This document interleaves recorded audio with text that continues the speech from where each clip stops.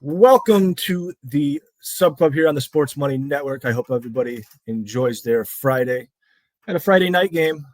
We've got some action in, but I want to talk about a Saturday game here. We got some recent news. I really had to jump on this one. This is going to be a hammer spot. I think it might be my favorite spot of the weekend. But with that said, it is a match featuring Tottenham Hotspurs, team that we have been involved in quite a bit. They are a minus half goal favorite, traveling up to farm country to take on the Tractor Boys of Ipswich Town. Over under set at 3.5. It's kind of interesting to me. I'm going to talk about that total a little bit, although I don't have a wager on it quite yet. But Ipswich Town, this is not a team that we tend to get involved with a great deal. Usually we're fading them, if anything. And that's kind of where I'm interested in heading here too. Ipswich Town's one of these newly promoted squads. Last season, they were in the English Championship, the lower division. And in the English Championship, they had a great attack. I mean, arguably the best in that division. And it's a very fluid buildup. You were always looking for overs in these Ipswich Town matches.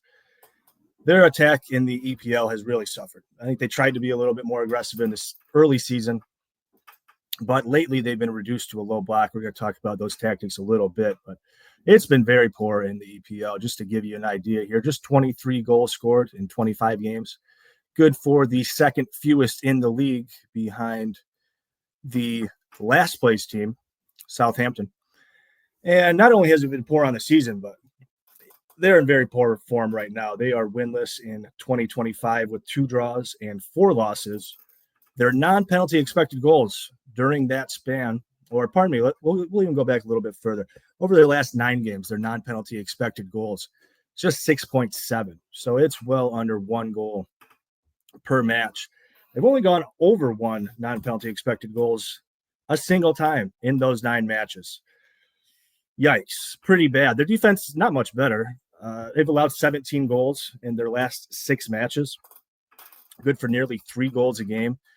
And as I was saying, they've been reduced to a low block. They're giving up a ton of possession. And because they sit back so far, they're not turning over the ball much. And when they do turn over the ball, they're not really turning over the ball in dangerous areas. And with everybody setting back, even when they do turn over the ball, they don't really have an outlet.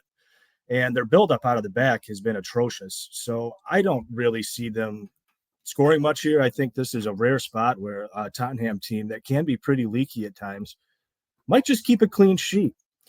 And speaking of Tottenham, we covered Tottenham in match day 24. And I was saying in that match day in their matchup against the Brentford Bees that I really liked the corner spot, just given the way the two teams matched up.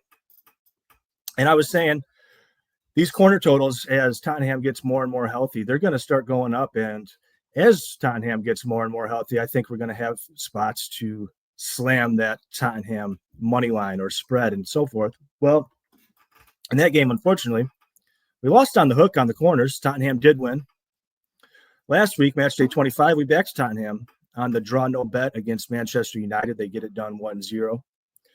And speaking of getting healthy, they are all of a sudden doing just that. One of the interesting developments since we last talked is some of their acquisitions.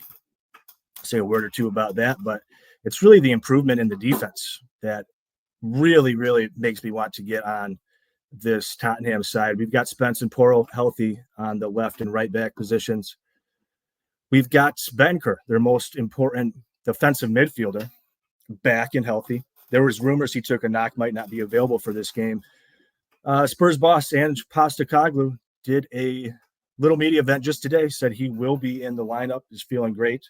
Bergvall, the young 19-year-old Swede who everybody was always high on but never got a ton of minutes. Well, he has gotten more minutes while people have been a little bit banged up, and he's performed swimmingly.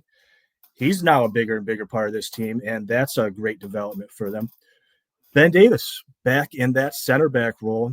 We've been talking about how banged up they've been there.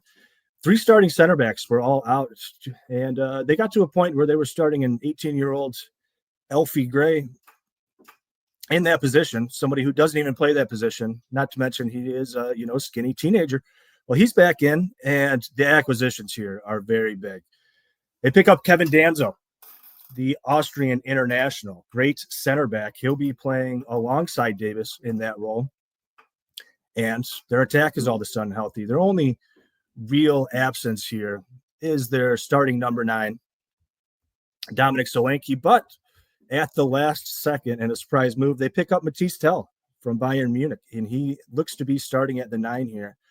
He has performed very well in his limited time at Tottenham, and I expect he's going to relish being at the 9 here against a, frankly, not a very good defense. So you put all that together, and I think this is an absolute smash spot for the Spurs. I bet them at plus money earlier in the week, thinking that some of these players I just talked about were going to be out of the lineup. Well, turns out they are going to be in the lineup.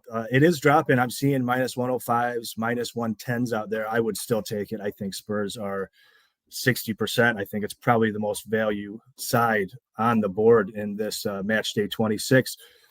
So all that said, got some action in this night game, this Friday night game in the EPL. Do check out that video.